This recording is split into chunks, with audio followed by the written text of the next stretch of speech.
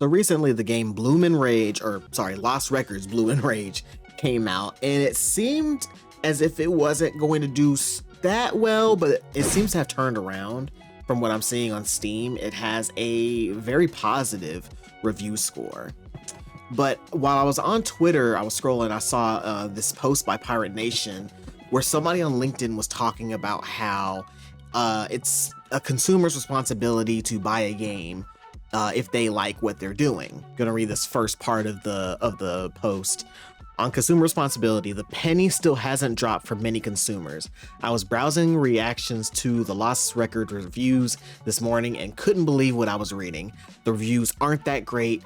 I'll wait for episode 2. I was interested, but I'm gonna pass. These sentiments coming from self-selecting consumers who are presumably interested in its themes and would claim to be supportive of its developer, but who are withholding commitment. Now, all of that is well and good, but the key thing that I noticed when I was reading through this post is this part right here. Buy it full price, ideally pre-ordering it and ideally buying the deluxe version.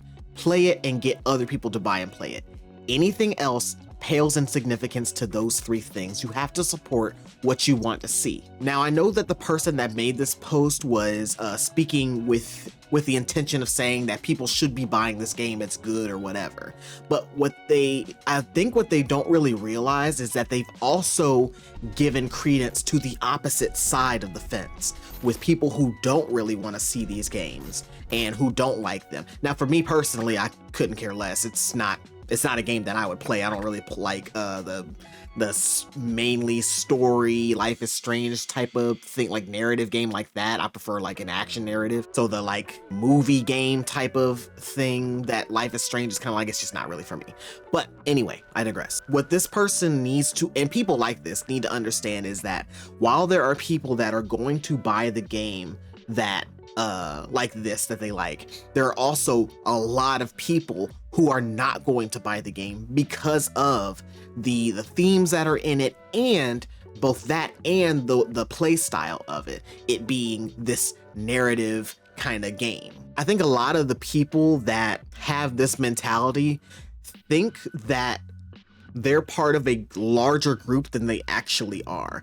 From what I personally have seen on the internet and in real life, majority of people aren't really looking to play a LGBTQ and or narrative game type of thing. They're looking for something action related, maybe turn-based, something like that. These people think that they're part of this much larger I won't say conglomerate, but much larger group that has buying power, when it's like you really don't. Because even if the majority of you did buy it, the kind of money that studio's gonna make is not gonna be the same as if it was like the newest, not even like something as big as Monster Hunter, but something like maybe a AA game. It's not gonna make the same kind of money because just the group of people that are looking for that game aren't as big. They also state in the article, if in the case of Lost Records, the developer dontnod has lost 90% of its market cap over the past 5 years. It's done everything that advocates and activists had clamored for to constant commercial failure, including the pretty good banishers. If it doesn't get a hit soon, it may have to lay off more people and it will go out of business. Then those same people will mourn and decry the state of the games industry or dearth of diverse female protagonists, to which the only possible retort should be, did you buy Lost Record at launch? And once again, they show themselves to be very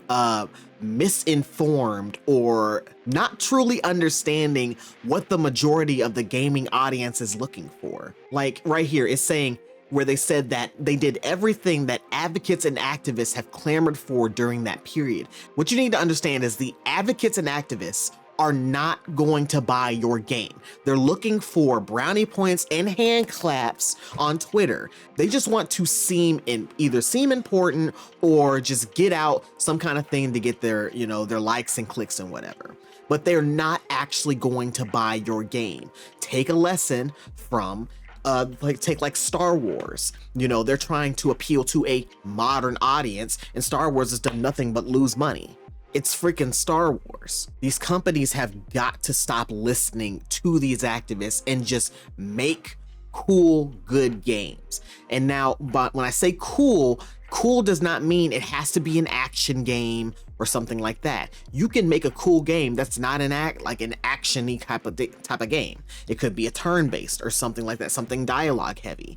But when the main thing that you're trying to do is push some kind of narrative with your game, you're gonna fail because the majority of gamers don't want that. And let me make something very clear, just in case somebody gets confused. I am not saying you shouldn't make games like this. I'm just saying if you're going to make a game like this, you need to temper your expectations on how much it's going to sell and the audience that it's going to reach. It's not going to reach this mass global audience. It's going to reach a smaller one, not necessarily tiny, but much smaller than the mass gaming audience. And the audience that you are trying to capture isn't that big. They are the vocal minority despite what it seems like on Twitter. Twitter's not a real place, people. What I personally don't understand is how time and time again, these developers, these companies try to create some woke, I have to put air quotes on it because, you know, nowadays everything is woke apparently. You know,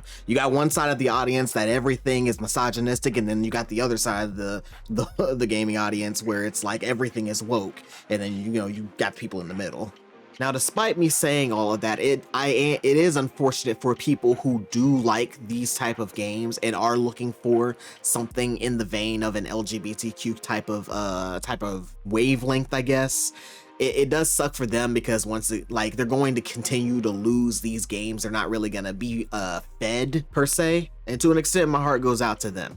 But to the developers, to these companies, you have to create games that are going to appeal, not some fringe little group on Twitter that are telling you that, oh no, everybody must play these type of games. You have to make these type of games. No, you need to listen to what the majority of gamers want and learn from the mistakes of other developers. Like I said, time and time again, they keep failing. At some point, somebody's got to take a step back and be like, well, all of these games are failing and they all seem to kind of have a similar thing about them. They're appealing to an audience that really isn't buying the games, or is buying the games, but they're not really that big. But those are my initial thoughts on that little situation. Get in the comments, let me know what you think. Does this surprise you at all, or does it not surprise you? You know, am I wrong? Is the audience for games like this a lot bigger than what people really think, or do you agree with me that it's not really that big? And when I say it's not really that big, I'm not saying it's like 10 people. There is it's a lot of them, but I'm saying it's this versus this. So get in the comments, let me know. I'll see y'all in the next one. Y'all take care.